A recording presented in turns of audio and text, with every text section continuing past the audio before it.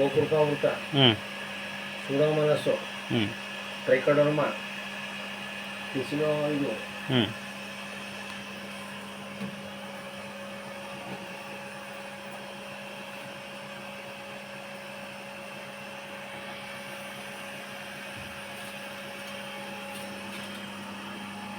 ನೋಡಿದ್ರೆ ಸಂಪೂರ್ಣವಾಗಿ ಇವಾಗ ಎಳೀತಾ ಇದೆ. ಈ ರೀತಿ ಒಂದು ಮೋಟರನ್ನು ಫಿಕ್ಸ್ ಮಾಡಿದ್ದಾರೆ.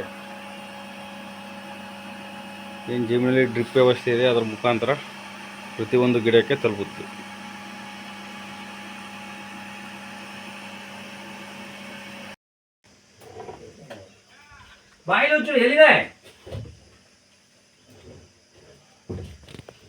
ಬನ್ನಿ, ಹೀಗಿದೆ ಇವರ ಔಷಧಿಗಳು. ಒಂದು ದಾರ ಇದೆ ಪಾಪ.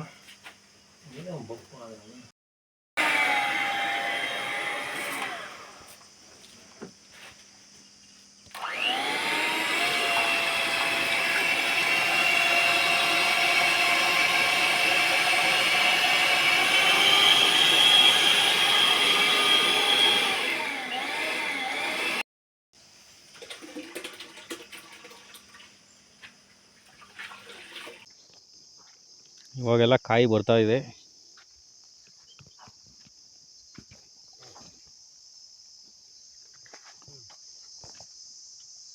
ಸಂಪೂರ್ಣ ನೈಸರ್ಗಿಕವಾಗಿ ಬೆಳೆದಿರುವಂಥ ಕಲ್ಲಂಗಡಿ. ಇವಾಗ ತಾನೇ ಅಲ್ಲಿ ಏನು ಜೀವಾಮೃತವನ್ನು ತಯಾರು ಮಾಡಿ ಬಿಟ್ಟುವಂಥದ್ದು ಇವಾಗ ಇಲ್ಲಿಗೆ ಬರ್ತಾ ಇದೆ.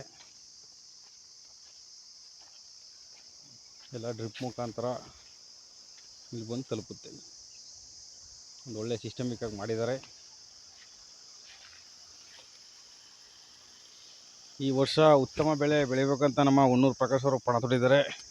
ಒಂದು ಆದಷ್ಟು ಹೋರಾಟಗಳಲ್ಲಿ ಜಾಸ್ತಿ ಭಾಗವಹಿಸೋಕ್ಕಾಗಲ್ಲ. ಈ ವರ್ಷ ನಾವು ಸ್ವಲ್ಪ ಎಲ್ಲ ಮಾಡ್ಬೇಕಂದ್ರೆ ಬಹಳ ಈ ವರ್ಷ ಜಮೀನಲ್ಲಿ ಭಾಳ ಕೆಲಸ ಮಾಡ್ತಾಯಿದ್ದಾರೆ.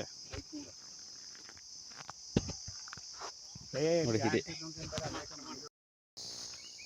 ಇವರು ಅತಿ ಹೆಚ್ಚು ಕೃಷಿಯನ್ನು ಚೆನ್ನಾಗಿ ಮಾಡ್ತಾರೆ. ಆದರೆ ಇಲ್ಲಿ ಲೇಬರ್ಸ್ಗಳದ್ದು ಭಾರಿ ತೊಂದರೆ. ಇವ್ರಿಗೆ ಕೆಲಸಗಾರ ಸರಿಯಾಗಿ ಸಿಗ್ತಾಯಿಲ್ಲ, ಅದೊಂದು ಭಾರಿ ತೊಂದರೆ. ಇಲ್ಲಾಂದರೆ ಅದ್ಭುತವಾಗಿ ಬೆಳೀತಾಯಿದ್ರು ಮೊದಲೆಲ್ಲ.